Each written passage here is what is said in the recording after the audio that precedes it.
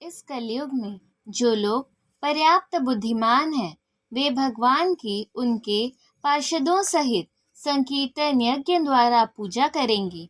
वेदों में वर्णित अनेक अन्य योगों को इस कलिकाल में कर पाना सहज नहीं, किंतु संकीर्तन यज्ञ सुगम है और सभी दृष्टि से अलौकिक है, जैसा कि भगवत गीता में भी संतुष्टि की गई है।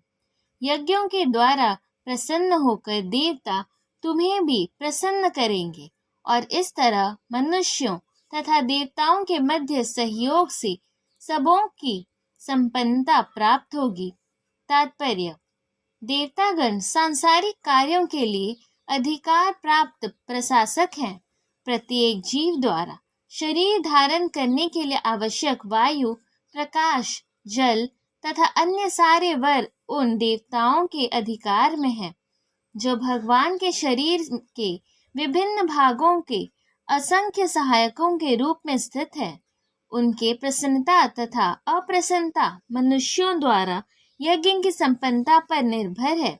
कुछ यज्ञ किन्हीं विशेष देवताओं को प्रसन्न करने के लिए होते हैं, किंतु तो भी सारे यज्ञों में भगवान विष्णु को प्रमुख भोक्ता की भांति पूजा जाता है।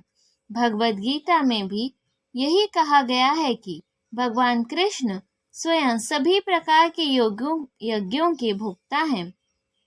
अतः समस्त यज्ञों का मुख्य प्रयोजन यज्ञपति को प्रसन्न करना है। जब ये यज्ञ सुचारू रूप से संपन्न किए जाते हैं तो विभिन्न विभागों के अधिकारी देवता प्रसन्न होते हैं और प्राकृतिक पदार्थों का अभाव नहीं रहता।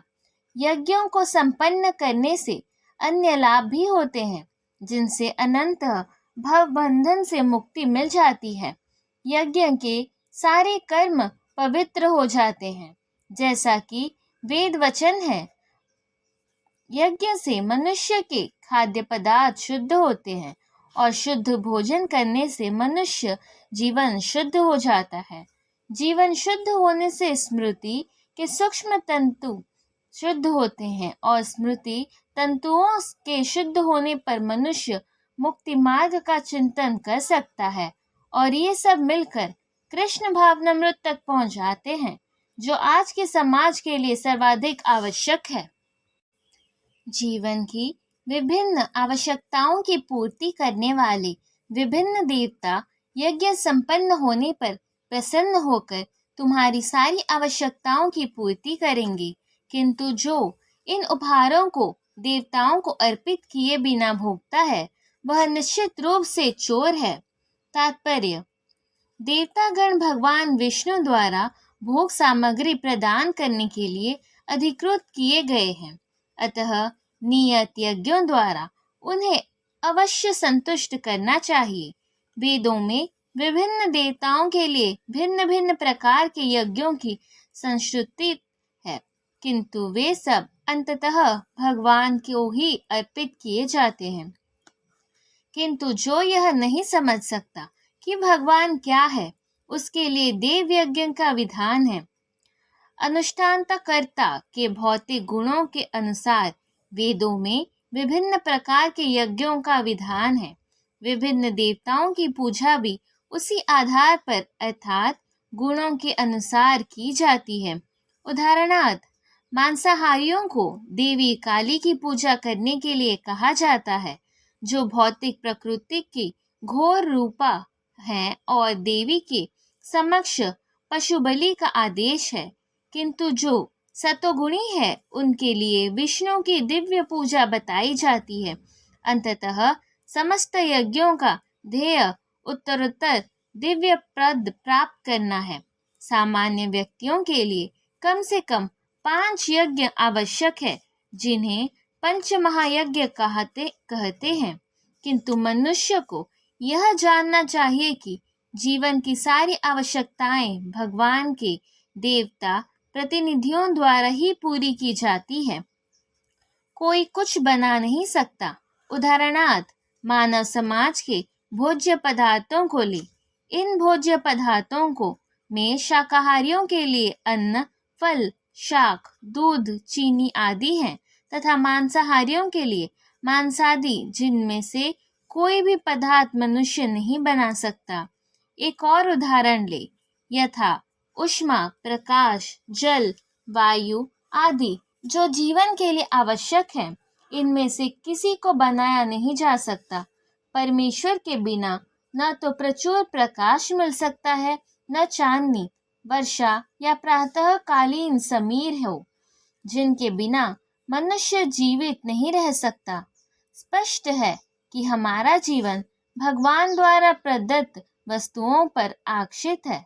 यहाँ तक कि हमें अपने उत्पादन उद्यमों के लिए उनके कच्चे मालों की आवश्यकता होती है तथा धातु, गंधक, पारद, मैंगनीज तथा अन्य अनेक आवश्यक वस्तुएं जिनकी पूर्ति भगवान के प्रतिनिधि इस उद्देश्य से करते हैं कि हम इनका समुचित उपयोग करके आत्म साक्षात्कार के लिए अपने आप को स्वतः एवं पुष्ट बनाए, जिससे जीवन का चरम लक्ष्य अर्थात भौतिक जीवन संघर्ष से मुक्ति प्राप्त हो सके।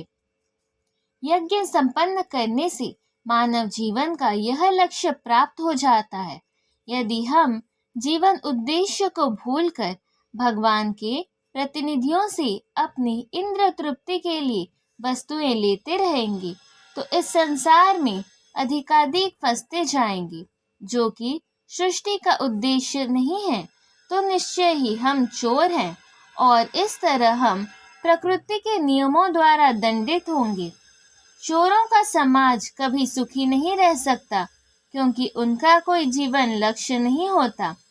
भौतिकतावादी चोरों का कभी कोई जीवन लक्ष्य नहीं होता। उन्हें तो केवल इंद्र तृप्ति की चिंता रहती है। वे जानते हैं कि यज्ञ किस तरह किए जाते हैं, किंतु चैतन्य महाप्रभु ने यज्ञ संपन्न करने की सरलतम विधि का प्रवर्तन किया। यह है संकीर्तन यज्ञ, जो संसार के किसी भी व्यक्ति द्वारा जो कृष्ण भावनामृत के सिद्धांतों को अंगीकार करता है संपन्न किया जा सकता है। भगवान के भक्त सभी प्रकार के पापों से मुक्त हो जाते हैं, क्योंकि वे यज्ञ में अर्पित किए भोजन प्रसाद को ही खाते हैं। अन्य लोग जो अपने इंद्रिय सुख के लिए भोजन बनाते हैं, वे निश्चित रूप से पाप खाते हैं। तात्पर्य: भगवत भक्तों या कृष्ण भावना महाविद पुरुषों को संत कहा जाता है। वे सदैव भगवत प्रेम में निमग्न रहते हैं, जैसा कि ब्रह्म संहिता में कहा गया है।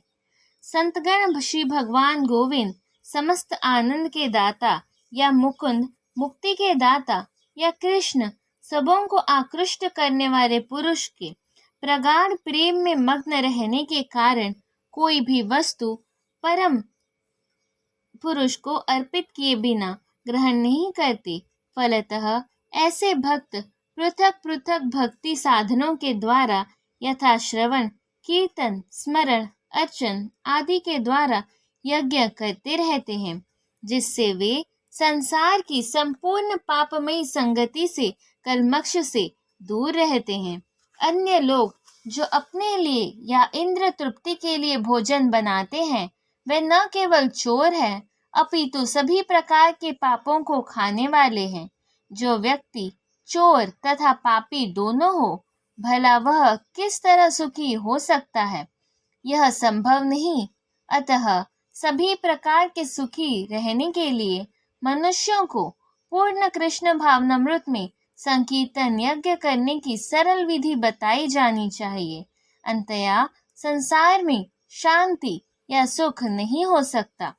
सारे प्राणी अन्न पर आश्रित हैं, जो वर्षा से उत्पन्न होता है।